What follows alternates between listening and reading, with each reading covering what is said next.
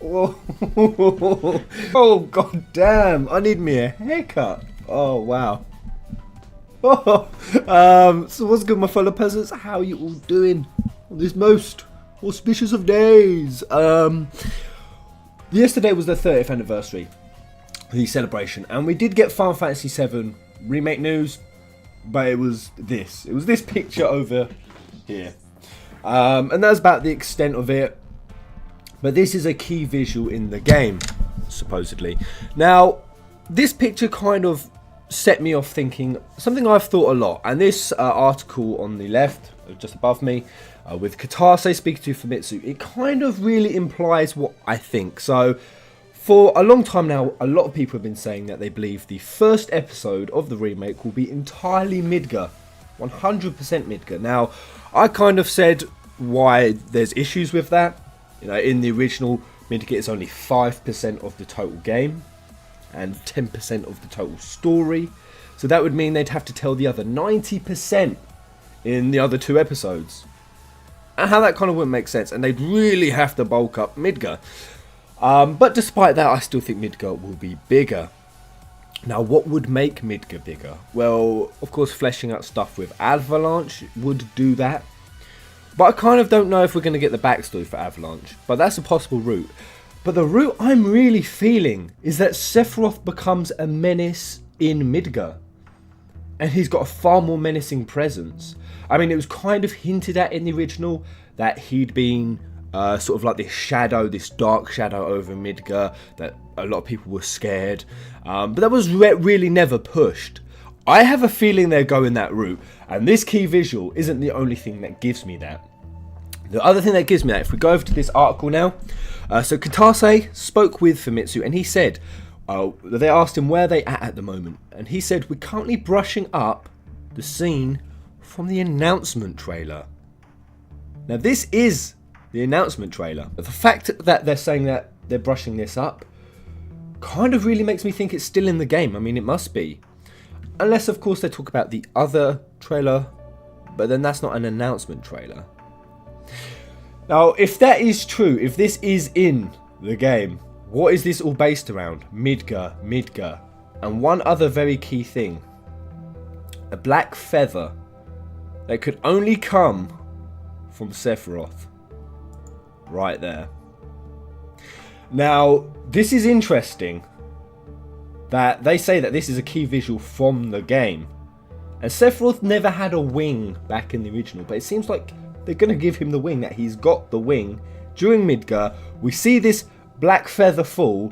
All of this is really hinting, and the way that the guy was speaking as well, the ominous music, it had the, you know what song I'm talking about, it had the ominous Niflheim song, I think it was. But the song that is associated with Sephiroth was playing during this trailer. So you see where my logic's going, guys. That black feather, that key visual. I'm really thinking Sephiroth is a menace in Midgar, and that's going to be a whole story. But let me know what you think about that, guys. We can now see the line of quality that we're aiming for more clearly, but there's still a way to go. The team's goal is to carry this effort through the project's multiple episodic releases. So how will they fill the gap between each episode? Kitase says they don't have any plans for a Final Fantasy VII compilation type project right now because they can't release each volume in just a few months of each other. And I think we kind of all knew that. I really think a lot of people had a belief that they would be within a couple of months of each other. Expect a year, guys. Maybe more.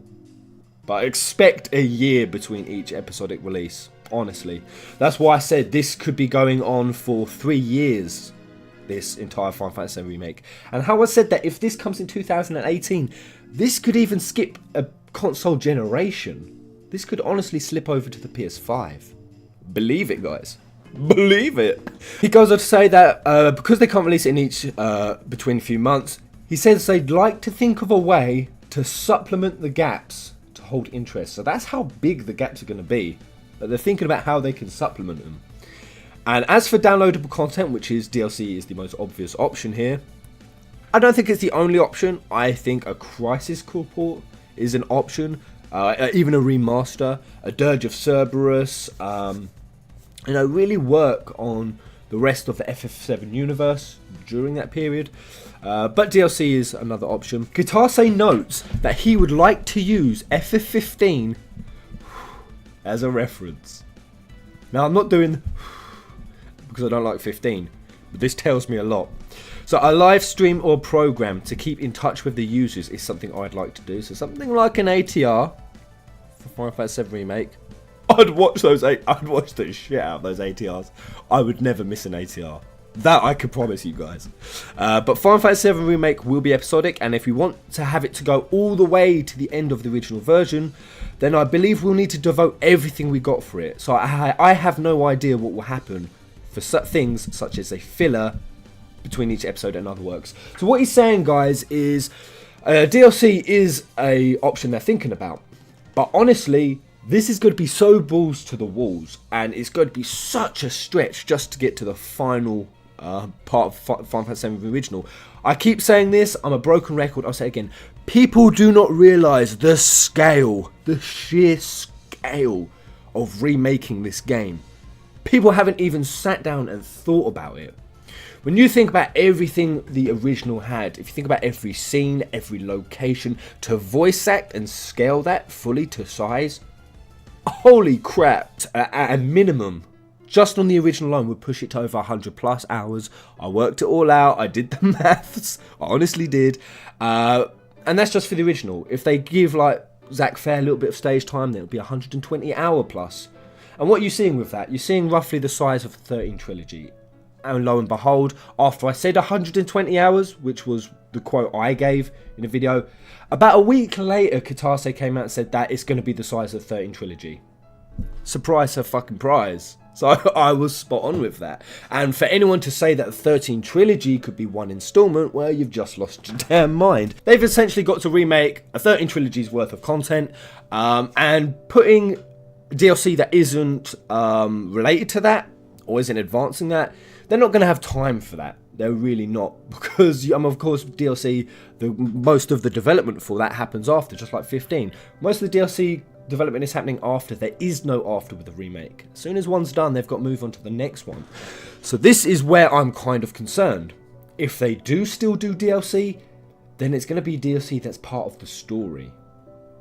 And it's going to be them, rather than releasing one installment, two installments, and three installments, three clear sections, they could do one installment and then do a series of DLC between that leads into the second and then the third. And you see what happens there when they spread it out more like that, which will be far easier for them, and it will keep interest.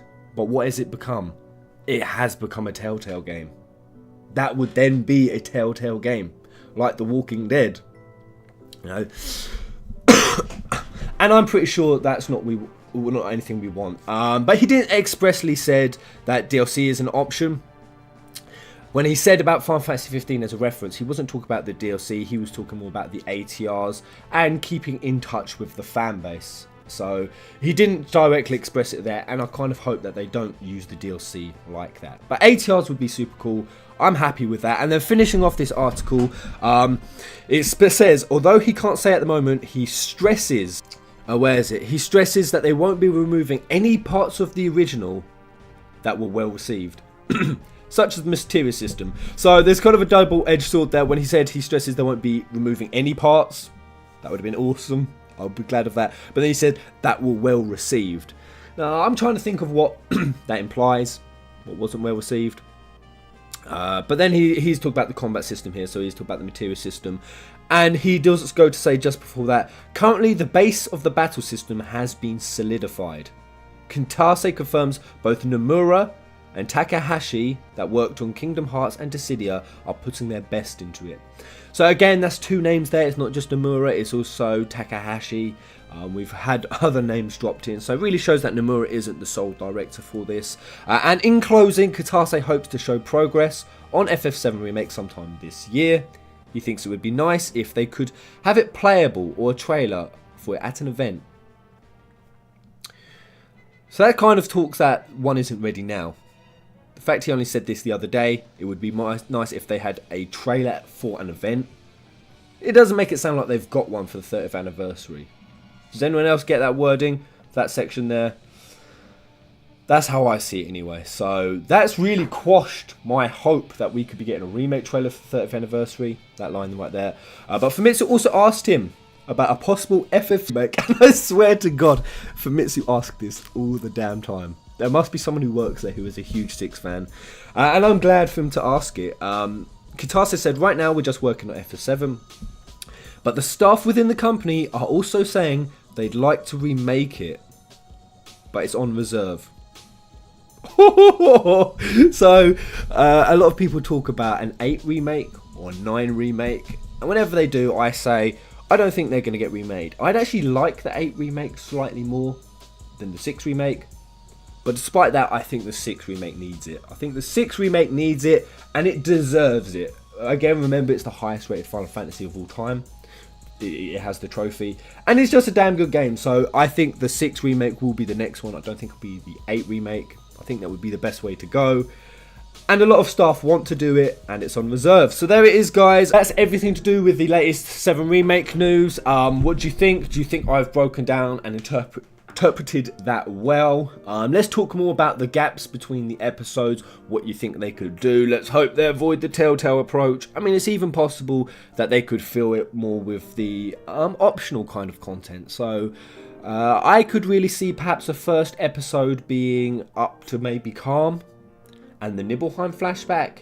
That would be a bit lengthier, with Sephiroth being a menace in Midgar. I think that would be a whole campaign, like the shadow of Sephiroth, and really creating an ominous presence. And I think they're going to do that, because let's face it, Sephiroth is so iconic in this series that I think they're going to make him want to have a much bigger presence in the first portion of the game than he did in the original. And I think everything is hinting towards that. But if it ended towards Calm, perhaps they could then make the interlude the Fort Condor sort of section. They could do Fort Condor, and they could really push for that, and that would be connected to the game. But there it is, guys. They've got a long push to go. For them to get to the final part of the original, it's going to take a hell of a lot of work. Let me know what you think in the comment section below. Until the next video. Come on!